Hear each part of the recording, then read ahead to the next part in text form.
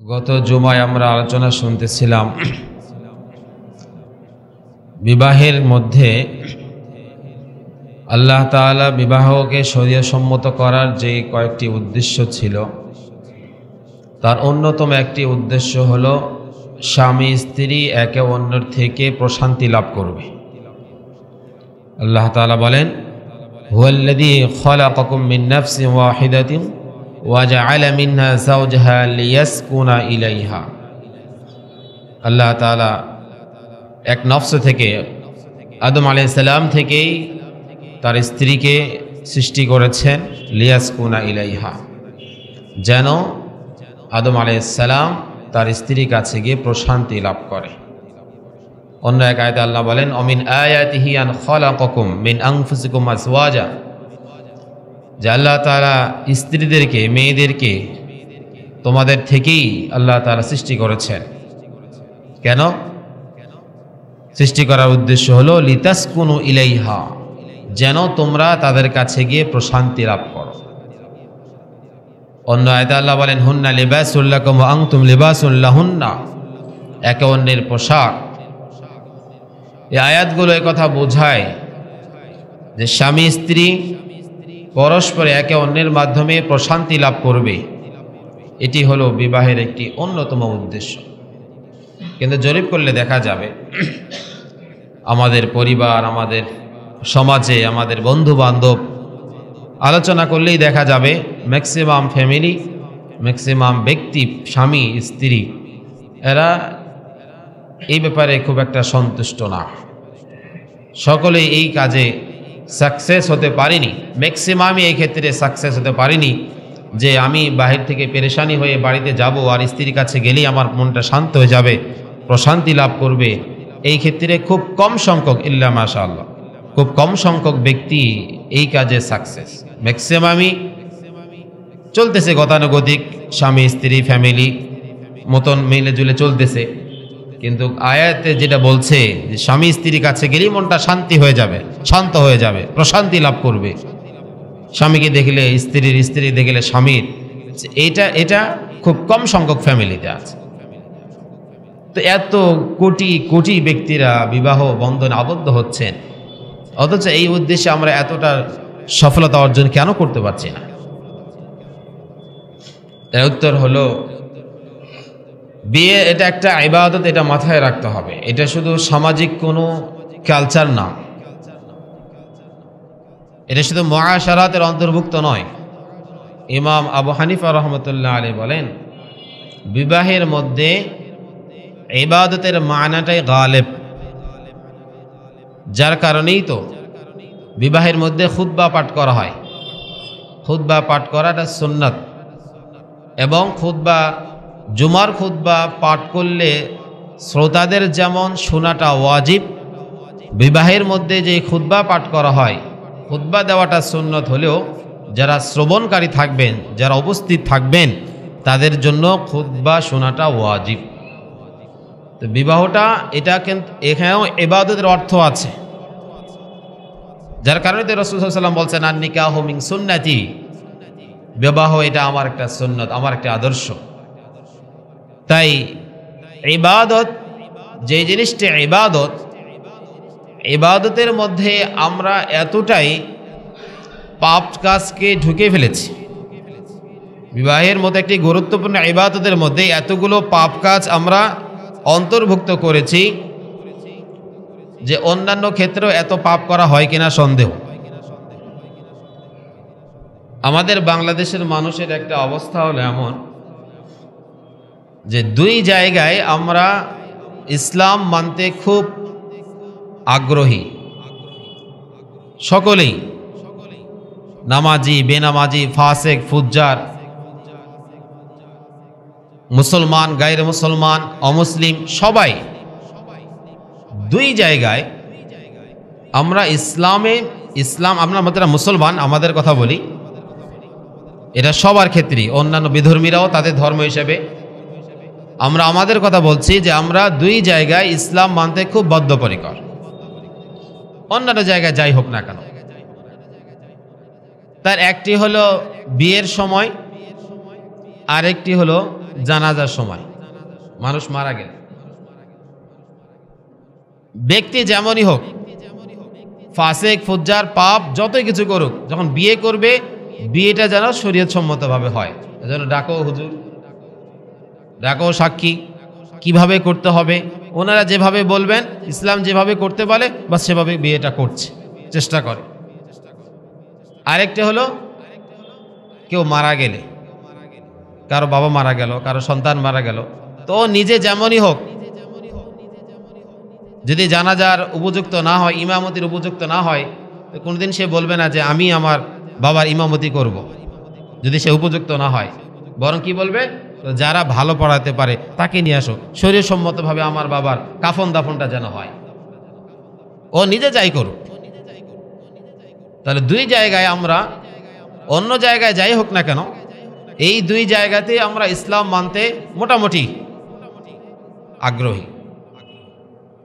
তার একটি হলো, যেহেতু আলোচনা চলছে বিয়ে সম্পর্কে, এই জায়গাতে আমরা ইসলাম মানতে মোটামুটি আগ্রহী সকলেই।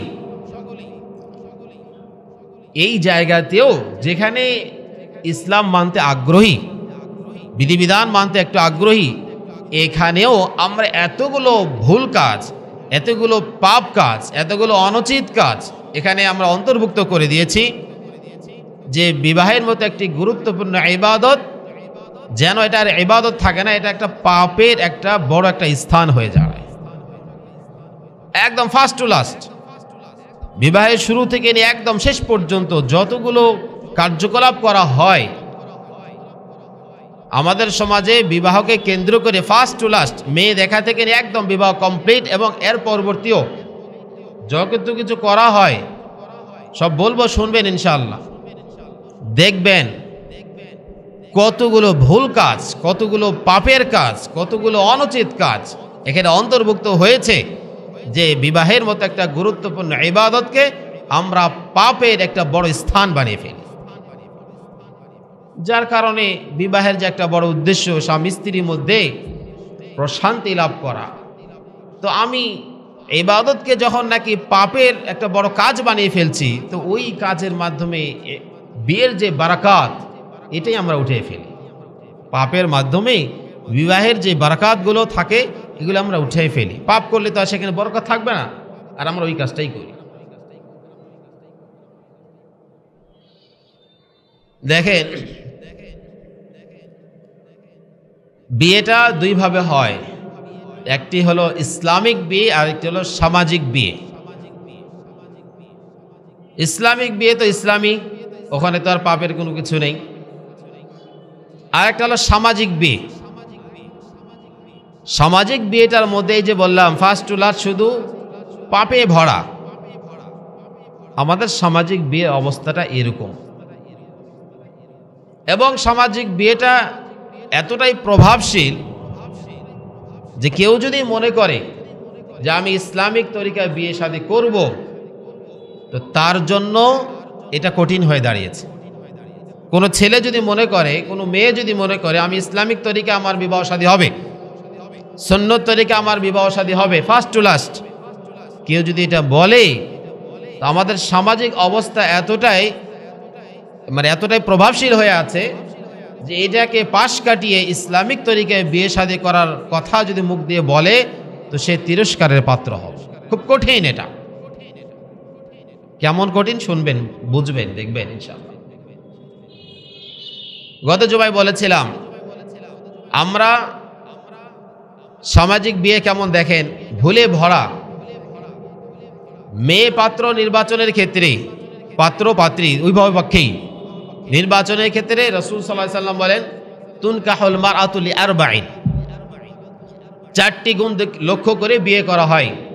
লিমালিহা ওয়া লিহাসাবিহা ওয়া লিজামালিহা ওয়া লিদীনিহা, তার সৌন্দর্য, তার সম্পত্তি, তার বংশমর্যাদা এবং তার ধর্মীয় দিক, এই চারটা গুণের দিকে লক্ষ্য করে একজনকে বিয়ে করা হয়।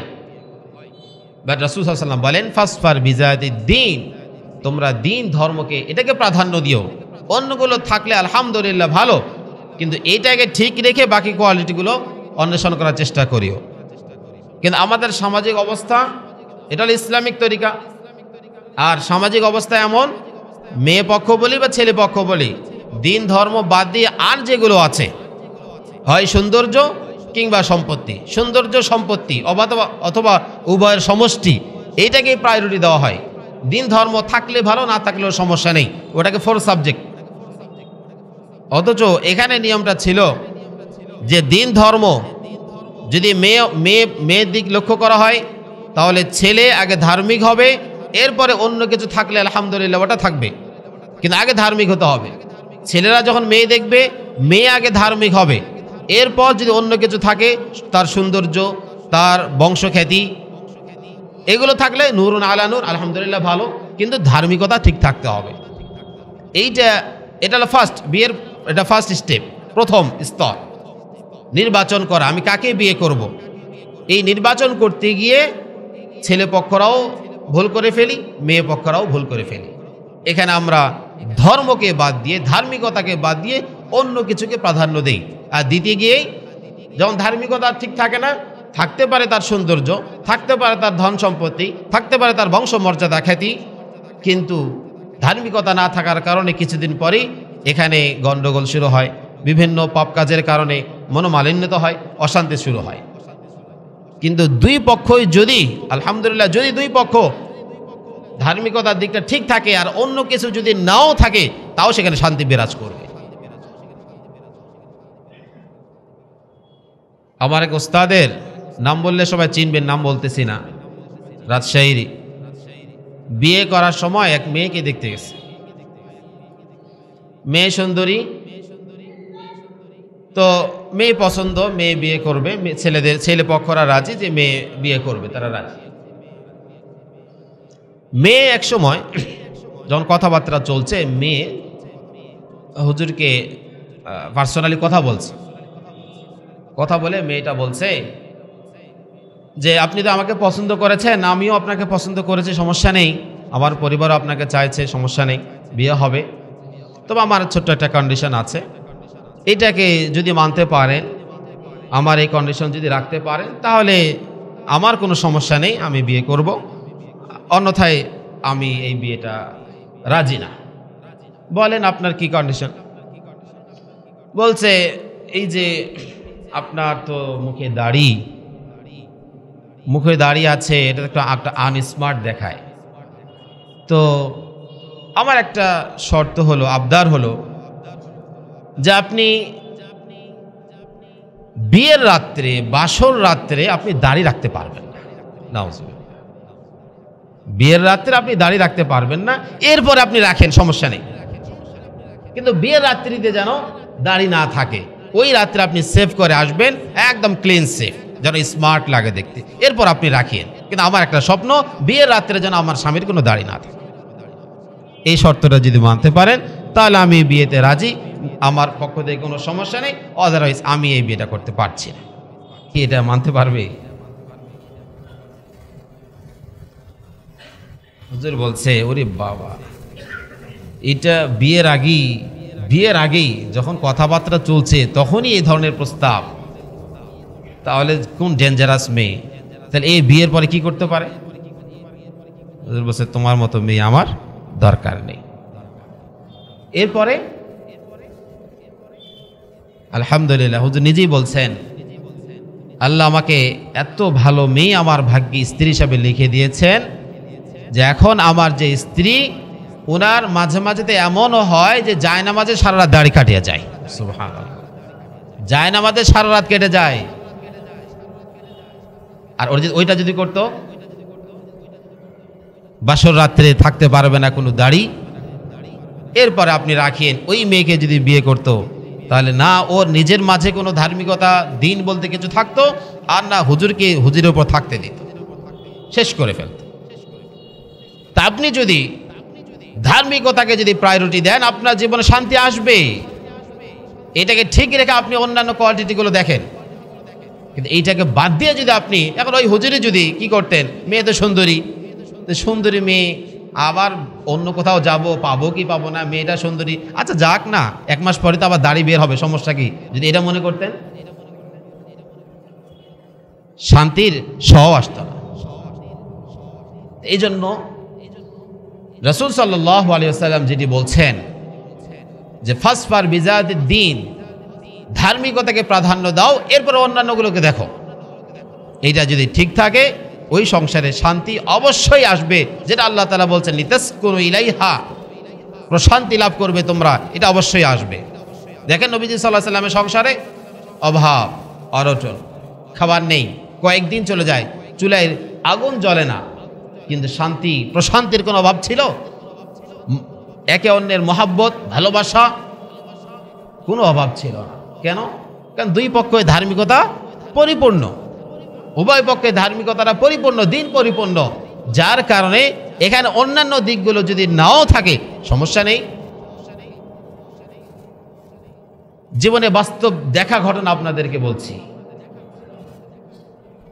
কিছু মেয়ে আমাদের আশপাশে দেখেছি, বিয়ের সময় খুব সুন্দরী সুন্দরী মেয়েকে বিয়ে করেছে। বিয়ের সময়, বিয়ের পর পর সবাই সুনাম যে অমুকের বউটা, অমুকের স্ত্রীটা সেই সুন্দরী, সবাই সুনাম করছে। কিছুদিন যেতেই না যেতেই ওই মেয়েটার এই দোষ, ওই মেয়েটার এই দোষ, এই মেয়েটার এই দোষ, দোষে দোষে দোষে এত দোষ, দেখা গেল তার গুণ বলতে জানো ওই চেহারা ছাড়া কিছুই নাই। মনে রাখবেন, বিয়ের সময় প্রাথমিক পর্যায়ে, যারা যুবক ছেলে আছে খেয়াল করব, বিয়ের পর প্রাথমিক পর্যায়ে মানুষ সুরত দেখে, সুরত দেখতে কেমন, কিন্তু এটা কয়েকদিন, এরপর মানুষ গুণ দেখতে শুরু করবে যে ওই মেয়েটার মধ্যে কি গুণ আছে। যদি সাপোজ মনে করেন একটা মেয়ে দেখতে খুব সুন্দরী কিন্তু তার তেমন কোনো গুণ নেই, কাজ করতে পারে না, খেদমত করতে পারে না, সংসার গোছালো করতে পারে না, নামাজ জানে না, কোরআন জানে না, এগুলো একটা মেয়ের জন্য বড় ত্রুটি। দেখা গেল মেয়েটা সুন্দরী, প্রাথমিক পর্যায়ে সে সবার সুনাম অর্জন করবে, মেয়েটা খুব সুন্দর, খুব সুন্দরী, কিন্তু যেহেতু অন্যান্য গুণগুলো নেই, কয়েকদিন পর যদি তারা ওই সৌন্দর্যে কেউ প্রশংসা করবে না, সবাই তাকে দুর্নাম করবে। কিন্তু এর উল্টোটা দেখবেন, তার চেহারাটা অত ভালো না, কিন্তু অন্যান্য গুণ আলহামদুলিল্লাহ, সে কাজে ভালো, সংসার গোছাতে পারে, খেদমত করতে পারে, নামাজ পড়তে জানে, কোরআন পড়তে জানে, ধার্মিকতার দিক দিয়ে ঠিক আছে। তো প্রাথমিক পর্যায়ে হয়তো মানুষ বলবে অমুকের বউটা দেখতে ভালো না, অমুকের বউটা দেখতে ভালো না, কিন্তু ওই যে যারা আজকে যারা বলছে ভালো না ভালো না, 2 দিন পরে গিয়ে তারাই বলবে না তার বউটা খুব ভালো। এটা বাস্তবতা, এটা বাস্তবতা, আমাদের নিজের জীবনে খেয়াল করলেই হবে এই বিষয়গুলো। তো গুণটাই হলো মেন, গুণটাই হলো একজন মেয়ে হোক একজন ছেলে হোক, তার গুণ কোয়ালিটি হলো মেন। তার দেখতে চেহারা, সুরত, আকার আকৃতি, এটা মেন জিনিস নয়। এটা আজ আছে কাল নেই। আজকে মানুষ এটা প্রশংসা করবে, কালকে মানুষ ওই দিকে তাকাবেও না। তাই রাসূলুল্লাহ সাল্লাল্লাহু আলাইহি ওয়াসাল্লাম যেটা বলছেন যে ফাসফার বিজাতিদ দ্বীন, দেখার সময় পাত্র পাত্রী নির্বাচন করার সময় ধার্মিকতা, এটাকে খেয়াল করেও, এটাকে যদি খেয়াল না করে যদি বিয়ে শাদী করা হয়, তাহলে দেখা যাবে যে সারা জীবন অশান্তিতে ভুগতে হবে যদি মনের মতো না হয়। সামাজিক বিয়ের ক্ষেত্রে 1 নম্বর এটা ভুল। ইসলামিক বিয়ে করতে গেলে আমাদেরকে নির্বাচন করতে হবে, ধার্মিকতাকে ঠিক রেখে অন্যান্য কোয়ালিটি দেখব। কিন্তু যদি সামাজিকতার দিকে যদি আমরা চলে যাই, ছেলে হোক মেয়ে হোক, যে আমরা চেহারা সুরক্ষা দেখলাম, ধন সম্পদ দেখলাম, অন্যান্য যোগ্যতা দেখলাম, ধার্মিকতা দেখলাম না, তাহলে দেখা যাবে এটা হয় গতানুগতিক সংসার চলবে, অথবা অশান্তি সৃষ্টি হবে কয়েকদিন পরে গেলে। এজন্য 1 নম্বর বিষয় হলো পাত্র পাত্রী নির্বাচন করার সময় অবশ্যই ধার্মিকতা খেয়াল রাখবো। ছেলে পক্ষরা মেয়েদের ধার্মিকতা দেখবে, মেয়েরা ছেলে ধার্মিকতা দেখবে, উভয় পক্ষই। 1। 2 নম্বর, আপনি ছেলে কিংবা মেয়ে সিলেক্ট করলেন যে তাকে আপনার চয়েস, যিনি বিয়ে করবেন একটা ছেলে বা একটা মেয়েকে চয়েস করলেন। এখন দেখার প্রশ্ন আসে, তাহলে সিলেক্ট করার পরে দেখার প্রশ্ন আসে। দেখেন, ছেলে বিয়ের আগ মুহূর্তে মেয়েকে দেখার পারমিশন রাসূল সাল্লাল্লাহু আলাইহি ওয়াসাল্লাম দিয়েছেন। আল্লাহ রাসূল সাল্লাল্লাহু আলাইহি ওয়াসাল্লাম এক হাদিসে বলেন, জাবের রাদিয়াল্লাহু তাআলা আনহু থেকে বর্ণিত, আল্লাহ রাসূল সাল্লাল্লাহু আলাইহি ওয়াসাল্লাম বলেন যে ইযা খাতাবা আহাদুকুমুল মারআ, কেউ যদি কোনো মেয়েকে প্রস্তাব করে, বিয়ের প্রস্তাব করে, ফাকাদারা আন ইয়ারা মিনহা বা'যা মা ইয়াদউহু শাইআ, তার কিছু যদি দেখার সম্ভব হয়, যে তাকে ওই মেয়েটি দেখা সম্ভব, ফালইয়াফআল, তাহলে সে যেন দেখে নেয়। মুগীরা বিন শু'বা রাদিয়াল্লাহু তাআলা আনহু উনি বলেন যে খাতাবতু ইমরাতান, আমি একটা মেয়েকে প্রস্তাব দিলাম বিয়ের জন্য। রাসূল সাল্লাল্লাহু বলেন ফাকালা লি আনাযারতা ইলাইহা, তুমি কি তাকে দেখেছো? মুগীরা বিন শুআবা রাদিয়াল্লাহু তাআলা বলেন লা, না আমি দেখিনি। রাসূল বলেন উনজুর ইলাইহা, যাও তাকে গিয়ে দেখো। উনজুর ইলাইহা ফাইন্নাহু আহরা আন ইউদামা বাইনাকুমা, তাকে দেখো, কারণ এই দেখাটা তোমাদের মাঝে মহাব্বত সৃষ্টি করার বেশি উপযুক্ত হবে। তাহলে দেখার জন্য বলা হচ্ছে। অন্য এক হাদিসে রাসূল সাল্লাল্লাহু আলাইহি ওয়াসাল্লাম বলেন যে আবু হুরায়রা রাদিয়াল্লাহু তাআলা আনহু, এক ব্যক্তি এসে রাসূলকে বলে ইয়া রাসূলুল্লাহ, আমি অমুক মেয়েকে বিয়ে করছি। রাসূল বলেন তুমি কি দেখেছো তাকে? বলছেন না ইয়া রাসূলুল্লাহ।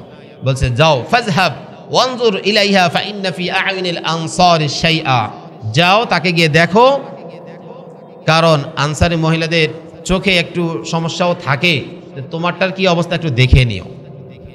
তাহলে বিয়ের আগে দেখার জন্য বলা হচ্ছে, দেখতে হবে। দেখাটা মুস্তাহাব, কেউ বলছেন সুন্নাত, দেখাটা ভালো। এখন কথা হচ্ছে দেখবে কখন, খেয়াল করবেন দেখবে কখন। নিয়ম হলো আপনি যখন কোনো ছেলে কিংবা মেয়ের সংবাদ পাবেন, মেয়ের কথাই ধরি, আপনি আপনার ছেলেকে বিয়ে দিবেন বা আপনি নিজে বিয়ে করবেন, আপনি একটা মেয়েকে সংবাদ পেলেন যে অমুক জায়গায় একটা মেয়ে আছে, তার এই কোয়ালিটি, আপনার আগ্রহ শুনে আপনার আগ্রহ জাগলো যে হ্যাঁ তাকে বিয়ে করা যায়। তো নিয়ম হলো আপনি তার বাহ্যিকভাবে আগে সব খবরাখবর নিয়ে নেবেন, মানুষের থেকে, বাহির সাইড থেকে আপনি অন্যান্য মেয়ের যাবতীয় খোঁজখবর নিয়ে নেবেন। নেওয়ার পরে শুধু এখন বাকি থাকবে দেখাটা, মানে তখনও ফ্যামিলিগতভাবে কিছুই হবে না, আপনি বাইরের খোঁজখবর নেবেন, মেয়েটার শিক্ষাগত যোগ্যতা কি, আসলে সে দেখতে কেমন, কেউ তো দেখেছে, আপনি তখনও দেখেননি, মেয়েটা দেখতে কেমন, তার আচার আচরণ কেমন, যা কিছু খোঁজখবর নেওয়া দরকার একটা মেয়ে সম্পর্কে, আপনি বাইরের সাইড থেকে সেই খোঁজখবরটা নিয়ে নেন। এখন বাকি থাকবে দেখাটা। এবার লাস্ট ফিনিশিং হলো, এবার আপনি দেখতে যান। যদি আগ্রহ জন্মে, যাবতীয় খোঁজখবরের পরে আপনি যে ইনফরমেশনগুলো পেয়েছেন, এরপরে যদি আপনার আগ্রহ জন্মে, তাহলে এবার আপনি তাকে এবার দেখার ব্যবস্থা করেন। দেখে যদি ভালো লাগে বিয়ে করে নেন, না লাগলে সেখান থেকে চলে আসে। এটা হলো নিয়ম। আমরা কি ভুল করি? আমাদের সমাজটা হলো এমন, ম্যাক্সিমাম ছেলেদের অবস্থা এমন যে একটা মেয়ের কথা শুনলাম মানে ফার্স্ট তাকে আগে দেখে ফেলি। প্রথমেই হলো দেখা, দেখে যদি ভালো লাগে এবার হলো খোঁজ খবর। এটা হলো আমাদের অবস্থা। নিয়ম হলো আগে খোঁজ খবর নিব, লাস্ট থাকবে শুধু, বাকি থাকবে শুধু দেখাটা। যদি খোঁজ খবর নিয়ে ভালো লাগে এবার তাকে দেখব, দেখে ভালো লাগলে বিয়ে হবে, নতুবা হবে না। কিন্তু আমরা যে ভুলটা করছি সেটা হচ্ছে আগে দেখে ফেলছি, যে আগে মেয়েকে দেখি, তুমি যার কথা বলছো আগে মেয়েকে দেখাও, হ্যাঁ দেখলাম, দেখে ভালো লাগলো, ও আচ্ছা এবার খোঁজ খবর নেই। উল্টো পথে গেছি আমরা। তাহলে দেখার সময়টাও মানে কখন দেখব এর আমরা ভুল করছি। আবার দ্বিতীয় প্রশ্ন, এটা খুব জটিল, দেখবে কে কে, কে দেখবে? রাসূল যে মেয়েকে দেখতে বলতেছেন, কাকে, কে দেখবে? দেখেন নিয়ম হলো, কোরআন সুন্নাহর নিয়ম হলো, যিনি বিয়ে করবেন, যেই ছেলে বিয়ে করবেন উনি নিজে দেখবেন, উনি নিজে দেখবেন। তাহলে ওনার বাবা, ওনার ভাই, ওনার দুলা ভাই, ওনারা কি দেখতে পারবে? আপনাদের কি মনে হয়? হারাম। বিয়ের আগে ছেলের বাবা গিয়ে বৌমা চয়েস করবে, ছেলের ভাই গিয়ে তার ভাই বউ চয়েস করবে, তার দুলা ভাই গিয়ে তারা শালা সম্বন্ধের জন্য বিয়ে চয়েস করবে, বউ চয়েস করবে, এটা হারাম। ছেলে নিজে গিয়ে দেখবে। ছেলেদের মধ্যে শুধু একজনই পারমিশন, বিয়ের আগে মেয়েকে দেখার একজনের পারমিশন ছেলে হিসাবে, সে হলো যিনি বিয়ে করবেন, যিনি জামাই হবেন উনি। হ্যাঁ, ওনার সাথে ওনার মা বোন থাকবেন, অন্য কোনো মহিলারা থাকবেন, ওনার সমস্যা নেই, মেয়েদেরকে দেখবে। কিন্তু পুরুষ হিসাবে আপনি ছাড়া, যিনি বিয়ে করবেন উনি ছাড়া অন্য কোনো পুরুষের সেখানে গিয়ে বউ চয়েস করা কোনো পারমিশন নেই। এটা সম্পূর্ণ নাজায়েজ এবং হারাম। কারণ তার জন্য বেগানা নারী না, এটা সিম্পল কথা, এটা আশ্চর্য হওয়ার কিছু নেই। হয়তো আমাদের সামাজিক ট্র্যাডিশন যেটা তার বিপক্ষে কথা বলছি, কিন্তু বাস্তবতা একটু খেয়াল করলেই হয়। ওই মেয়েটা কি আপনার মাহরাম না গায়ের মাহরাম? আচ্ছা, আপনি বাবা আপনি আপনার ছেলেকে বিয়ে দিবেন, আপনি বৌমা চয়েস করতে গেলেন, ওই মেয়েটা যাকে আপনি চয়েস করতে গেছেন আপনার ছেলের জন্য, ওই মেয়েকে আপনার মাহরাম না গায়ের মাহরাম? তার সঙ্গে কি ওই মুহূর্তে আপনার জন্য দেখা করা জায়েজ? রাসূল তো দেখতে বলছেন কাকে? আপনাকে।